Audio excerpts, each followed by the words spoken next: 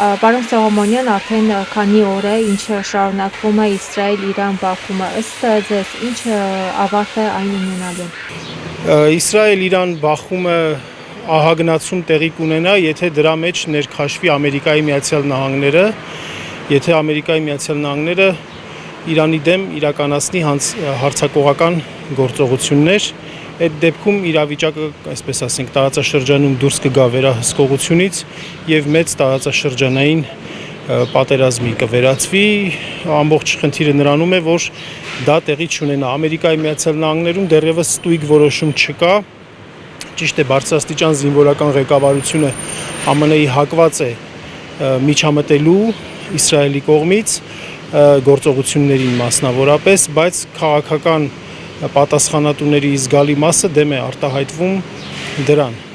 Ամերիկայի Միացյալ Նահանգների միջամտությունը կբխի այս պարագայում Ադրբեջանի եւ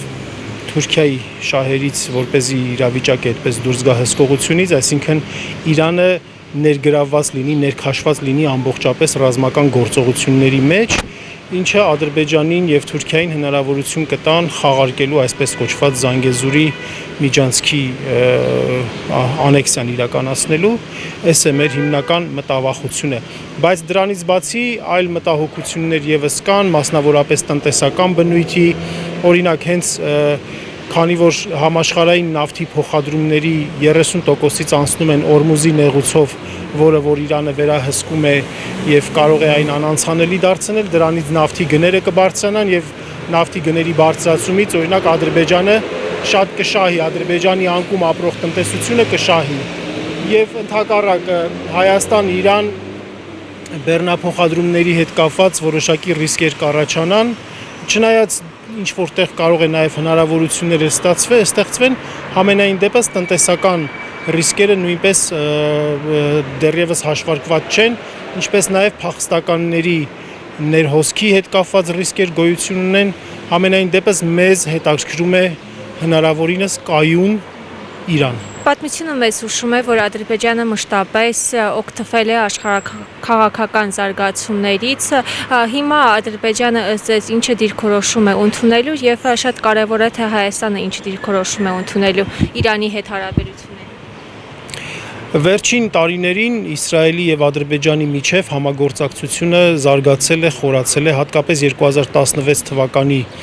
ապրիլյան քառօրյա պատերազմից հետո Ադրբեջանը իր արսենալում սկսել է շատացնել իսրայելական ծագմամբ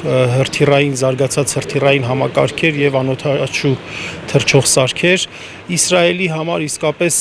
շահավետ է եղել Ադրբեջանին օգնելը Արցախյան պատերազմում 44-օրյա պատերազմում Ադրբեջանի հաղթանակը ապահովելու հարցում այն պարզ հանգամանքից ելնելով, որ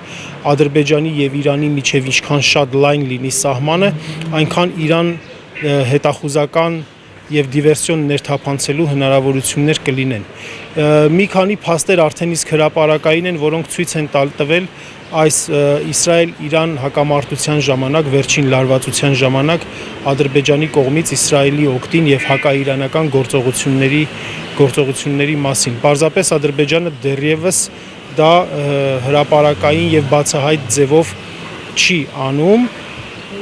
չնայած պետական վերին մակարդակի պաշտոնյաների խոսույթի վերլուծությունն էլ ցույց է տալիս Ադրբեջանի հակաիրանական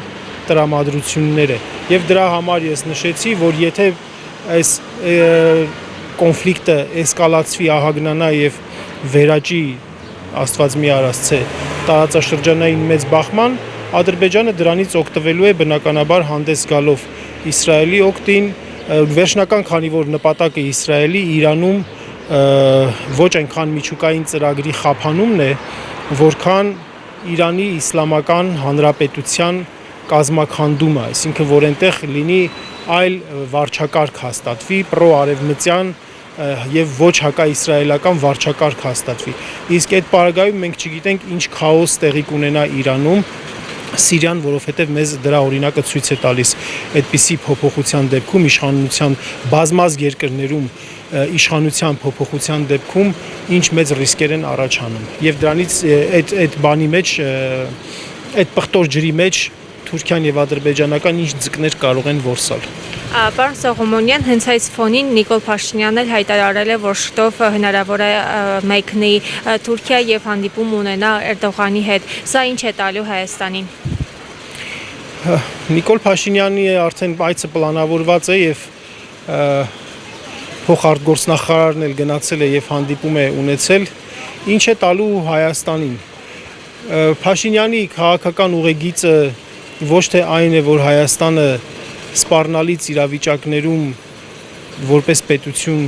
լինի ամուր պետություն, դիմադրողունակ պետություն եւ կարողանա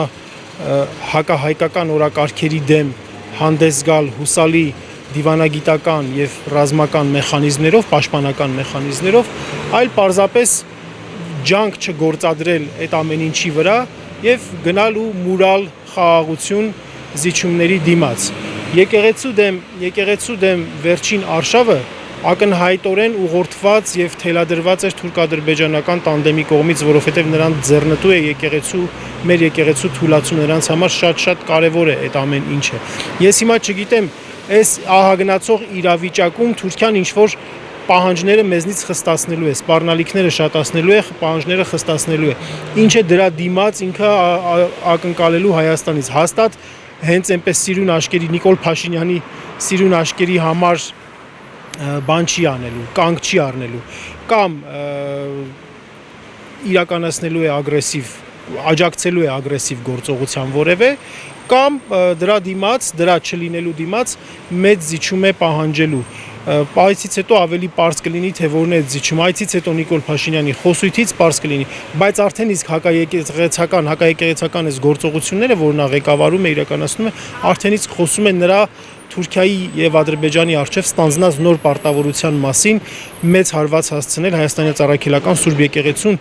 ինչը շատ ավելի նշանակալի զիջում է թուրք-ադրբեջանական տանդեմին եկեղեցու թուլացումը, շատ ավելի երբեմն, քան որոշ տարածքների զիջումը, որը որ մեզ շատ կոնկրետ ու առարկայական է թվում։